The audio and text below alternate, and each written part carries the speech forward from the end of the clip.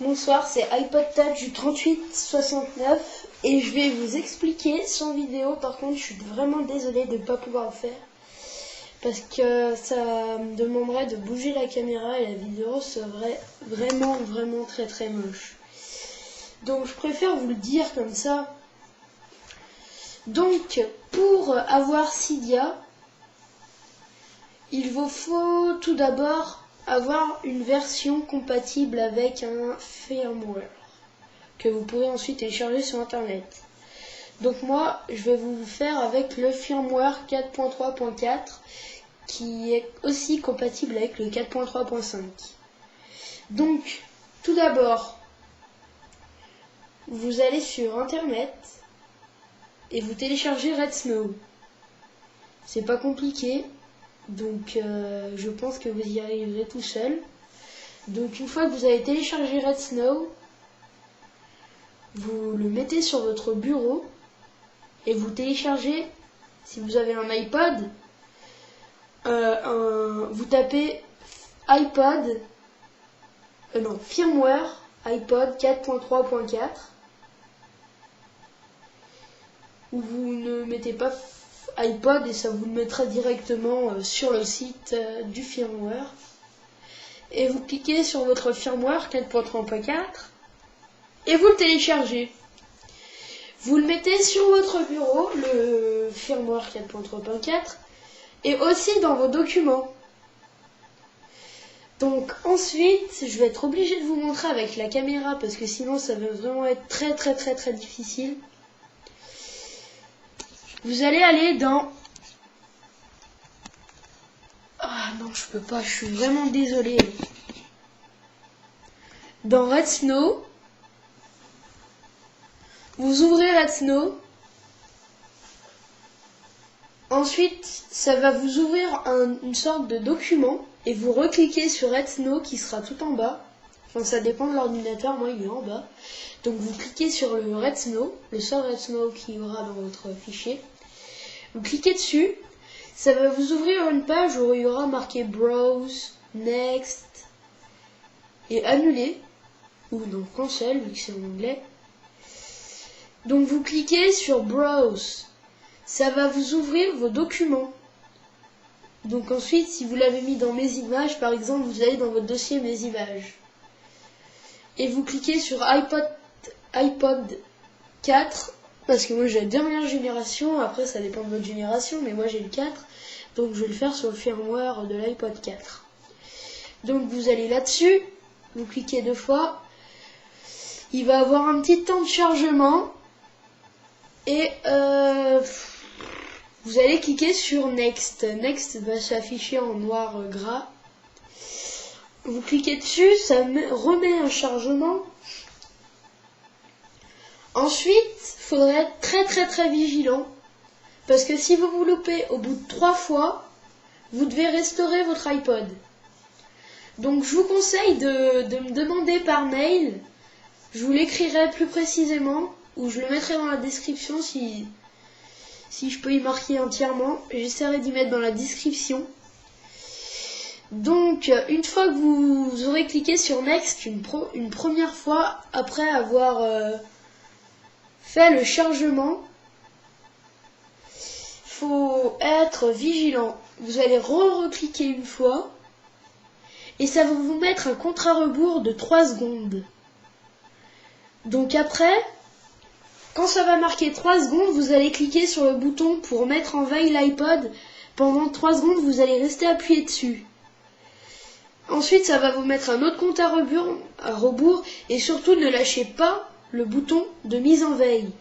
Vous cliquez en même temps sur le bouton de Home au deuxième compte à rebours et vous restez appuyé sur les deux. À la fin du deuxième compte à rebours, vous lâchez le bouton de mise en veille et vous restez appuyé sur le bouton Home. Et si tout se passe bien au bout, quand le compteur affichera 9 secondes, normalement, ça va vous lancer un chargement et le jailbreak va se mettre en route. Au début, vous allez avoir un écran blanc, donc faut pas s'inquiéter, ça peut mettre longtemps. Ensuite, vous allez avoir une sorte de disque dur, ça va charger. Ensuite, vous allez croire qu'il va avoir un gros bug, ça va vous mettre un écran noir avec des toutes petites écritures. Donc vous vous inquiétez pas. Donc une fois que ça c'est fini, il va avoir un ananas qui va apparaître sur votre écran. Vous allez dire mais c'est quoi ça? Et ben c'est normal. Ensuite, ça va lancer votre iPod. Ensuite, une fois le chargement exécuté, désolé pour mon langage, je bégaye. Une fois le chargement exécuté, ça va vous lancer votre iPod normalement. Donc peut-être que vous allez remarquer quelque chose, que l'iPod perd beaucoup plus vite sa batterie. Donc faut éviter qu'il s'éteigne parce que sinon vous êtes obligé de le redémarrer avec l'ordinateur. Donc si vous n'avez pas d'ordinateur à portée de main, et ben l'iPod est éteint et vous êtes obligé d'attendre de rentrer chez vous pour pouvoir le rallumer. Donc, une fois que votre appareil s'est relancé, Cydia va apparaître en blanc. Donc, vous allez le laisser tel. Vous allez refaire toutes ces manipulations à une exception près. Donc, vous redémarrez Red Snow. Vous recliquez sur Red Snow dans le petit fichier qui va apparaître. Et ensuite, une fois que vous aurez cliqué sur l'iPod, enfin sur le firmware de l'iPod, vous allez cliquer sur Next. Et il va avoir des choses de cocher. Donc vous allez enlever les deux premières qui sont cochées. Et vous allez cliquer sur Just Boot Tethered Right Now. Donc si Tethered je l'ai mal prononcé, et bah n'hésitez pas à commenter, je suis vraiment désolée. Mon anglais est très bas. Donc une fois que vous avez fait ça, vous cliquez sur Next et vous refaites les mêmes manipulations que je viens de vous dire. Donc c'est-à-dire, il va avoir un premier compte à rebours de 3 secondes. Vous restez appuyé sur le bouton de mise en veille. À la fin de ce compte à rebours de 3 secondes, il va avoir un autre compte à rebours de 11 secondes, je pense. Et vous allez rester appuyé en même temps sur le bouton de mise en veille et en même temps sur le bouton de Home. Une fois le deuxième compte à rebours terminé, vous lâchez le bouton de mise en veille et vous restez appuyé tout le temps sur le bouton Home. Ça va refaire un écran blanc. Vous inquiétez toujours pas, c'est normal. Sauf que cette fois, l'ananas, il va apparaître sans téléchargement. Enfin, sans qu'il y ait un téléchargement qui se mette en dessous. Donc ça peut mettre longtemps. Je vous le dis, hein, longtemps pour moi c'est pas très longtemps parce qu'en fait j'étais un peu stressée au début, donc je me disais purée il va pas redémarrer. Donc ça me paraissait très long. Donc vous aussi sûrement ça vous paraîtra très long, mais c'est normal, vous vous inquiétez pas. Et ensuite une fois ça, Cydia va apparaître en marron avec l'icône de Cydia. Et vous pourrez aller sur Cydia tranquillement pour télécharger un Stalouz que je vous ai montré dans l'avant-dernière vidéo pour vous dire comment le mettre et comment mettre SB Setting.